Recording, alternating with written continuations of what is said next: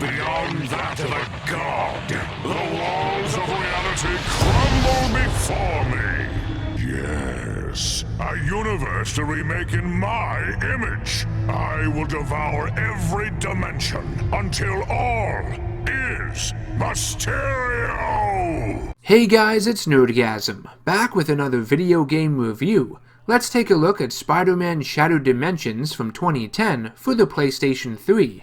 Being that Quentin Beck, Mysterio, is my all-time favorite supervillain in comics, it was only a matter of time before I reviewed Shattered Dimensions, developed by Beenox and published by Activision, which features one of the more prominent appearances of the character, especially within a AAA title like this one.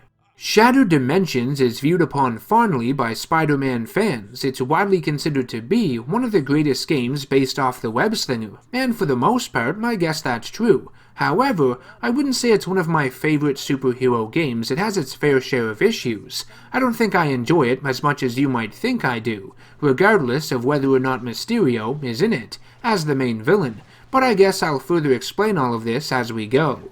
In Spider-Man Shattered Dimensions, Mysterio attempts to steal an ancient artifact known as the Tablet of Order and Chaos, which is on display at the Empire State University's museum. Does it have a museum? I wouldn't know. Anyways, Spider-Man arrives to stop Mysterio, and in the resulting battle, the tablet is broken into 17 different pieces.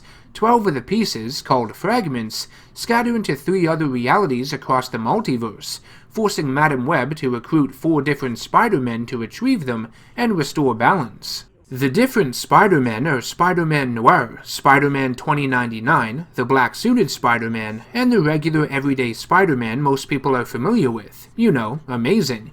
Each one is voiced by an actor who had previously played the Wallcrawler before.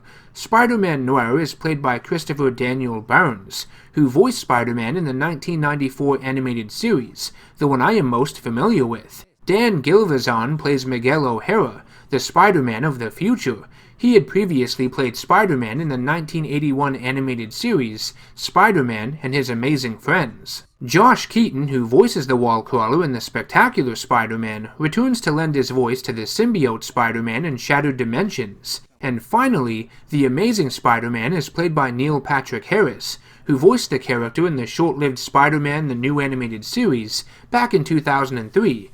Harris does a great job, and I think out of the 4 actors, his Spider-Man sounds the best. But of course, it's all a matter of opinion. Nuh-uh. Souvenirs are available in the gift shop. Stop it! Cease your incessant prattling! But incessant is the best kind of prattling. Anywho, going back to it, these 4 Spider-Men from across the multiverse must team up from within their respective worlds and retrieve the pieces of the Tablet of Order and Chaos, and restore balance to the multiverse. The fragments in Mysterio's possession at the beginning give him command over real magic, so he no longer needs to use illusions and parlor tricks to get the job done. He simply wants the other tablet fragments so he can grow in power and I guess become a god of sorts. Honestly, the story of this game is really gimmicky and paper thin, just an excuse to have 4 Spider-Men playable and a fuck ton of other villains added into the mix. The game makes no attempt to explain how Mysterio is going to get the other fragments from all the different realities by himself, despite him wanting them. He does force Spider-Man to collect them late in the game, but if he wants all this power, I feel he should have a plan to get it by himself. Even when he does force Spider-Man to acquire the remaining tablet fragments and threatens to kill Madam Web if he doesn't, setting in motion the entirety of Act 3, it ends with Spider-Man knocking him on his ass anyways without much effort. What the fuck was the point of doing all of that? Collecting the last remaining fragments for Mysterio, if you could have knocked him out before. Some of the writing and direction in this game makes no sense. Spider-Man Shattered Dimensions features 14 levels, 13 if you don't count the tutorial, that center around a particular villain from the Spider-Man universe, with each version of Spider-Man getting 3 to contend with by the game's end. Each stage features several boss battles, usually 2, with the final one having the villain imbued with the power of the tablet fragment in their possession, making them a lot more difficult to defeat. I love the idea of having each level focus on a single villain, and they all tell their own little stories, which is kind of cool. You get a fair bit of time with each character, and it doesn't feel like one has been given the short end of the stick compared to another. It's an even playing field. That said, the connective tissue, the narrative, holding all of these levels together is almost non-existent. It's just one big fetch quest to locate MacGuffins, with the backdrops being these levels, these villains. It's really just eye candy, a distraction for a fairly weak and uninteresting story, all things considered. Now mind you, again, some of the levels have cool little self-contained stories within them that can be a lot of fun and engaging. I'm just saying the overarching story connecting all this shit together is pretty weak. Apart from maybe Carnage, none of the levels provide any backstory as to how the villains acquired their tablet fragments in the first place. For the majority of them, one could assume they just magically materialized in their hands. Either that's an extraordinary coincidence, or the writers of this game were lazy. I think you know which one I pick. Alright. Somewhere in this giant construction yard is the next Oh, well, this is a little too easy. Why did I say that? Out of my way! Your goal in this game is to reassemble an ancient tablet that is broken up and cause some sort of poorly explained imbalance to the multiverse. That is what you are stopping. The villains and Mysterio are really just piggybacking on top of that. They are interfering elements within the narrative. This is a game about collecting things to fix something that isn't explained. That's basically it. The villains just fuck with that goal. That's their purpose. And Mysterio, he's essentially a cherry picker, waiting for Spidey to collect all the fragments so he can snap them up at the end.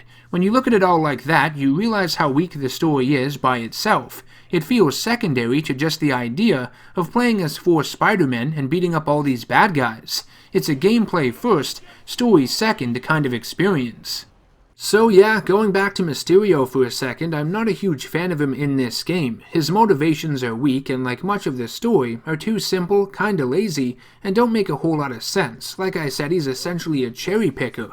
I'm not even a fan of Mysterio's design in this game. It looks a bit too bulky and impractical for my tastes. Though the skull-like face inside of his helmet is a nice touch and something we have seen before in the comics, at least similar designs and imagery to that. I guess it's time we get into the actual gameplay itself. The main selling point of Shattered Dimensions was the fact that you could play as 4 different Spider-Men, and each one offers its own unique gameplay style. Spider-Man 2099 allows you to perform free falls during certain scripted moments within his levels, and even utilize a cool accelerated vision which slows down everything around you, allowing you to turn the tables in a fight and even redirect missiles back at enemies, which is really addictive. Spider-Man Noir's levels are stealth-based, so you can't just go in guns blazing. You have to strategize and pick each guy off one by one from the shadows. Symbiote Spider-Man incorporates a rage mode, and fills up the more damage you take and inflict. Once activated, you're a tornado of destruction, and even the toughest of opponents stand little chance against you. Sadly, gameplay-wise, the Amazing Spider-Man feels the least impressive out of the 4 because he doesn't have any unique mechanics like the other Spider-Men do. Even the back of the box doesn't know how to hype him up. Innovative web combat? What does that mean? I guess his attacks utilize web more, but that's not really impressive. I wouldn't call it innovative. A lot of this type of stuff is found in many other Spider-Man games. It's nothing new or original, and it's not like the web structures added onto his attacks do anything. It's just flair. Again, gameplay-wise, there were no extra mechanics with this Spider-Man. He's the least fun to play as compared to the others.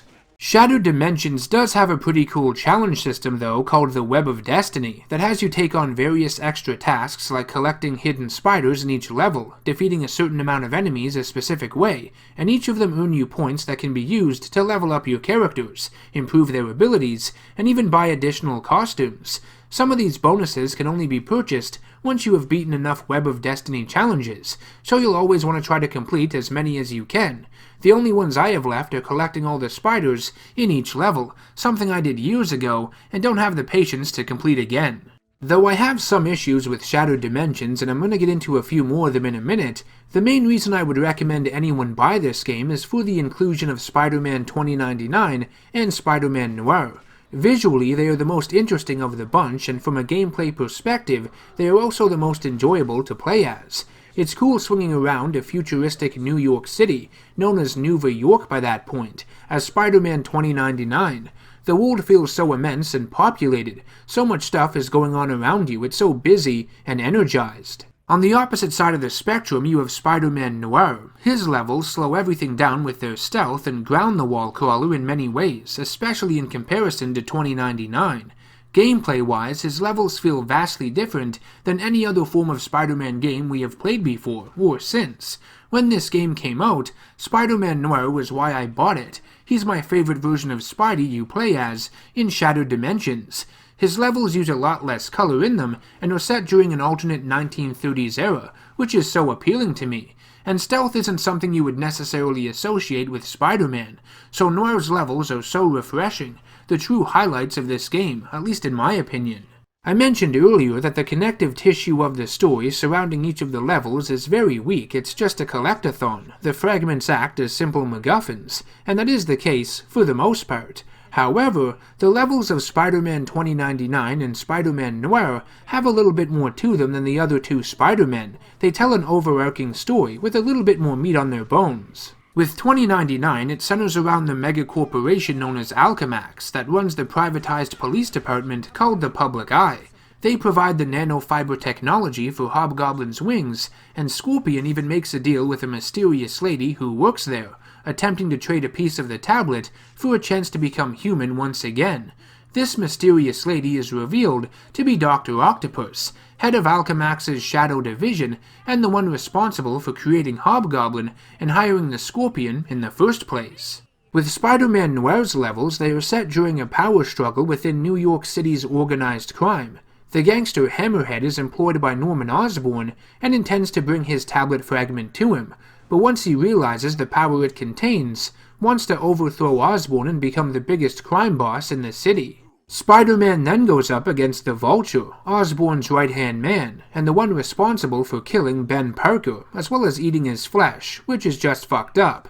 Just like Hammerhead, Vulture learns of the fragment's true power and wants to overthrow his boss for control over the city. Spider-Man Noir's final level takes place at the Carnival, where Norman Osborn uses the power of a tablet fragment to transform himself into a hideous grey monster known as the Goblin. He's such a great villain, and an interesting take on this classic character. Goblin is also voiced by Jim Cummings, and I mean, he does a fantastic job as always, making for my favorite level in Shattered Dimensions. Abandon all hope, ye who enter here. You make it sound so Behold, the Goblin in all his glory, stronger, more powerful. And that hair, it's scarier than ever. I'll give you something to be scared of. Alright, so let's discuss a few of the other levels and villains, some odds and ends I want to bring up. For starters, the cast of rogues in this game is a bit hit and miss with me. I like that they used such a wide variety of characters, with each one representing the universe they find themselves in, but some of the choices are a bit odd or uninteresting. Juggernaut should have not been included. I don't know why he was chosen for this game, especially seeing as he was the final level for The Amazing Spider-Man. What a shitty grand finale for him. Deadpool is another puzzling addition. I wouldn't have included him in this game. Saying he is a Spider-Man villain is a bit of a stretch. There had to be someone else they could have chosen from the Ultimate Marvel Universe. Come on now.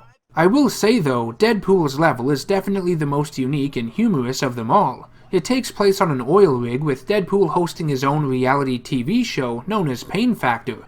He challenges Spider-Man to compete on it, with the grand prize being a piece of the tablet, but it's a swerve, as he gives him a fake one made in Canada and imbues himself with the real one's power.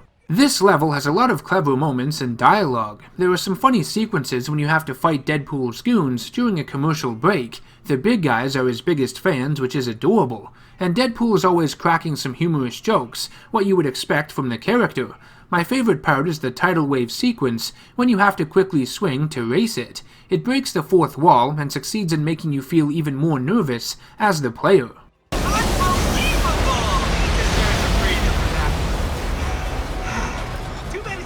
Another tidal wave.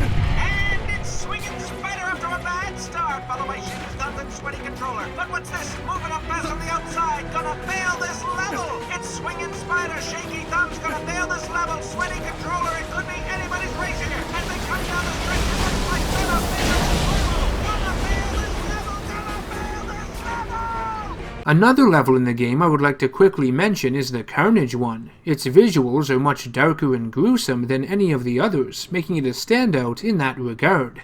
It takes place at the Triskelion Shield building, where many of its operatives have been performing experiments on Carnage, as well as a tablet fragment. Carnage escapes, of course, and drains the life out of several SHIELD agents, who have been turned into these zombie-like minions. The game starts feeling like Resident Evil out of the blue. It's freaky and unexpected. Despite some really great moments in Shattered Dimensions, the biggest problem I have with it is that it's a bit too repetitive. Yeah, the gameplay between the Spider-Mans is different, for the most part, with Spider-Man 2099 and Noir being the standouts, but it doesn't make up for the fact that so many of these levels feel the exact same. Again, all they come down to is a fetch quest, from point A to point B, with you taking on each of the villains twice, once without the power of the fragment, and once with the power of the fragment. The visuals and settings in many of these levels are great, don't get me wrong, but it's just the painted picture. At its core, the canvas, the blueprint, foundation of these levels is structured the exact same. There isn't that much variety to what's going on in them. Going back to Deadpool again, the concept behind this level is brilliant, easily the most unique of the entire game. That said, it's also the barest of bones and repetitive compared to all the others. All you do in it is destroy cameras. Wave after wave of cameras, it's kind of boring. With the backdrop of this reality TV show, the developers could have done so much more with it, had so many interesting set pieces, obstacles, and challenges, but sadly, no. Despite what you may think at this point, I don't hate Spider-Man Shattered Dimensions. I would have to agree in saying that it is one of the best Spider-Man games of all time, even though it is a flawed experience. I have fun playing as Spider-Man 2099 and Spider-Man Noir. They are the game's strongest elements. In many ways, I feel there is a better game hidden within this one if they were the two main focuses of it, but of course, they are not. Spider-Man Shattered Dimensions has a lot of interesting ideas with its stealthier direction, certain additions to its combat, and its cast of such a wide variety of Spider-Man villains, but I do think its story is a little weak and inconsistent. It's not written very well. On top of that, I'm not a big fan of this constrictive Spider-Man experience. The levels sometimes feel too confined and linear. I prefer a more open-ended approach with this character, especially with newer games on newer consoles that can handle it. Spider-Man Shattered Dimensions is really fun when it wants to be, but I also think a lot of it has become rather dated. The graphics and animations are hit and miss at times, and even that first-person punching mechanic seems out of place. It just doesn't work, and I'm assuming the developers knew it was bad, but didn't have enough time to remove it before the game's release.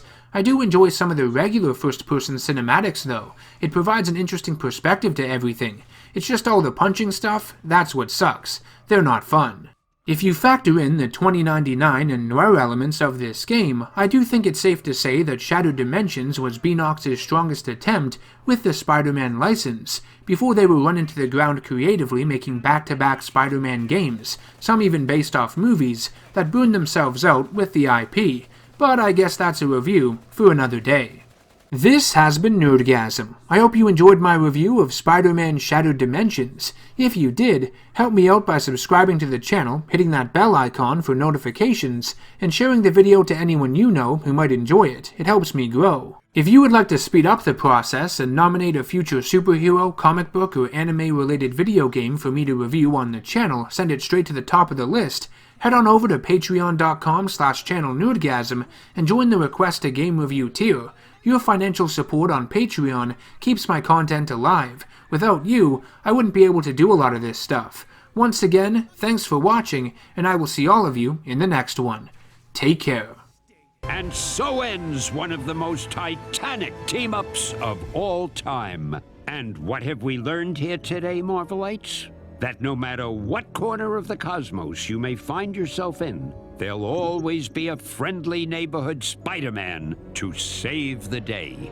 And to all of you web-spinning wonders, I proudly say, Excelsior!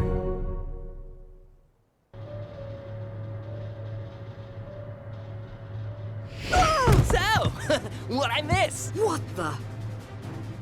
Nuff said, kids. Nuff said.